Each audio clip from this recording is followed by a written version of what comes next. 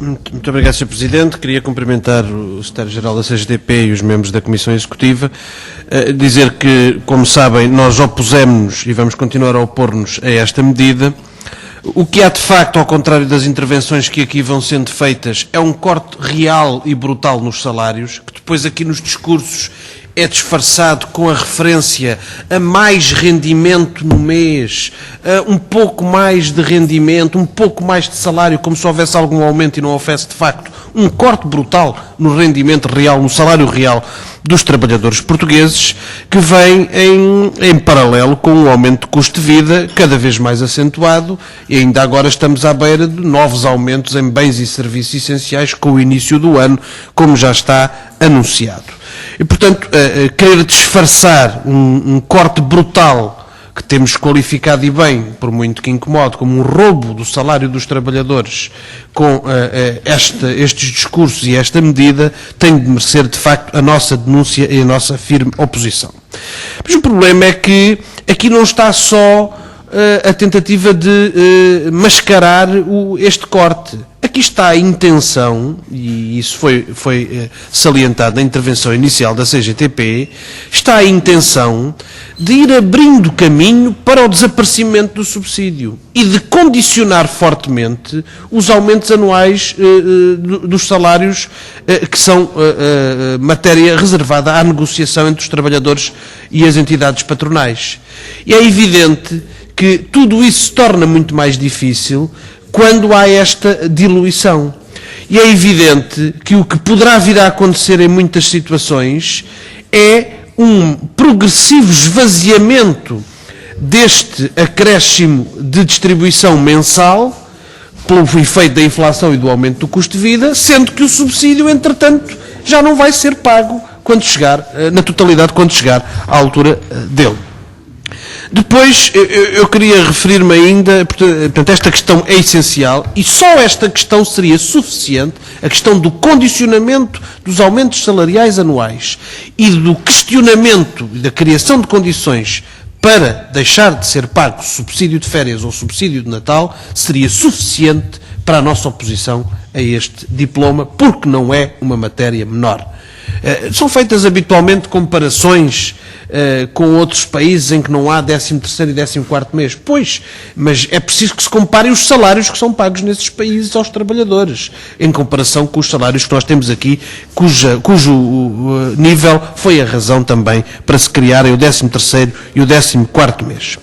Depois, em relação à negociação, eu acho que, quer dizer, agora esta intervenção do CDS também chamou a atenção para isto. Quer dizer, é um absurdo. Aliás, isto demonstra bem o desrespeito pela negociação que este Governo tem. Então, as partes, os trabalhadores e as suas organizações representativas e as entidades patronais estabeleceram entre si acordos coletivos que regulam a questão do salário e dos subsídios. Esta lei vem impor-se sobre esses acordos e depois permite que haja uma negociação para repor aquilo que tinha sido negociado anteriormente e que foi alterado por esta lei. Portanto, que raio de absurdo é este? Portanto, não há aqui nenhuma liberdade negocial. Liberdade negocial é não mexerem nesta matéria por via legal e deixarem isso para as partes.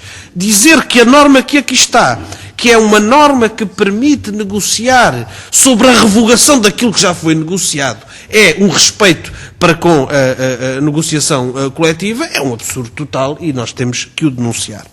Depois, uma outra questão tem a ver com a questão do IRS. Bom, o problema não está clarificado, isso já foi dito aqui, não está clarificado o efeito nos escalões de IRS desta distribuição pelos 12 meses. E por alguma razão não foi até agora. Porque, quer dizer, não era muito difícil dar essa garantia, mesmo não estando ainda em vigor o Orçamento de Estado. Se não estando em vigor o Orçamento foi possível apresentar esta proposta de lei, então também devia ser possível dar essa garantia, e se o Governo não o fez foi porque não quis. Agora, eu pergunto, e tudo o resto que é calculado em função dos níveis salariais? As prestações sociais, o acesso a determinados apoios sociais escolares, abonos de família, a questão das prestações noutras áreas, tudo o que está condicionado pelo nível salarial e que pode vir a ser posto em causa, não é só o IRS, pela mudança do rendimento mensal. E, portanto, é isto que também tem que ser clarificado e neste momento isso não está a ser clarificado. E, finalmente, para dizer o seguinte, nós entendemos que se, ao contrário do que dizem os deputados da maioria, se apresentam esta proposta de lei justificando-a com a necessidade de dar mais folga aos trabalhadores em cada mês, então o que têm que fazer é não diminuir o seu salário real e não retirar de uma parte para distribuir por outra, mantendo o corte que está programado e que, para a nossa parte, continuaremos a contestar com toda a veemência.